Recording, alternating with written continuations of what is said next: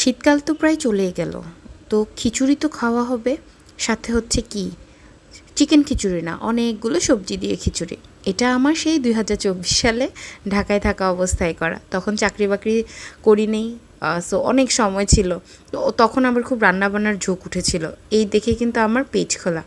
তো আজকে আমরা সবজি খিচুড়ি রান্না করব। তেলের মধ্যে আদা, রসুন, পেঁয়াজ, মরিচ বাটা, সাথে হচ্ছে গরম মশলা দিয়ে রাখবো। আর এই যে আমার সব সবজিগুলো আমি হালকা তেলে ভেজে নিয়েছি। তারপরে একটু কষানোর পরে দিয়ে দিব পানি। আজকে খুব কম মশলায় রান্না হবে, মানে শুধুমাত্র হলুদ আর জিরে গুঁড়ো, আর অন্য কোনো মশলা আমি এখানে ইউজ করিনি। ভালো মতো কষিয়ে, এখানে প্রায় মিনা বাজারের 5 থেকে 6 ধরনের ডালের একটা কম্বো পাওয়া যায়, ওটা নিয়ে এসেছিলাম। ওটা আগে থেকে ভিজিয়ে রেখে চালটা সাথে হচ্ছে ডালটা দিয়ে ভালো মতো ভেজে নিয়েছি। যত ভালো ভাজা হবে খেতে তত মজা লাগবে। ভালো মতো ভাজার পরে দিয়ে দিলাম পানি।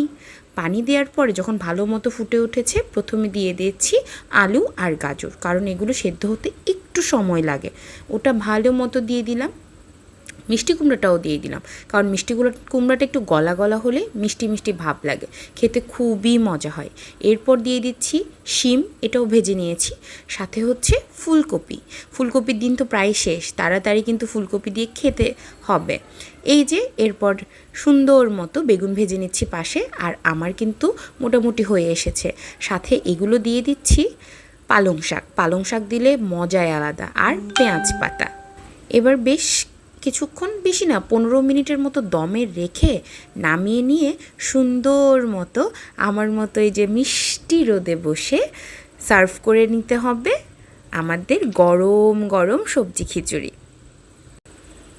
একদম ধোয়া ওঠা গরম খিচুড়ি, এটার মজাই কিন্তু আলাদা। এখন তো মোটামুটি সবজিগুলো পাওয়া যাচ্ছে। আর খিচুড়ির সাথে দিতে হবে ডিম ভাজি মাস্ট, সাথে বেগুন ভাজি, আর হচ্ছে কি মরিচ ভর্তা। এটা দিয়ে খিচুড়ি খাওয়ার মজাই আলাদা। এইভাবে অল্প তেলে এবং অল্প মশলায় খিচুড়ি রান্না করে আমাকে জানাবেন কেমন লাগলো।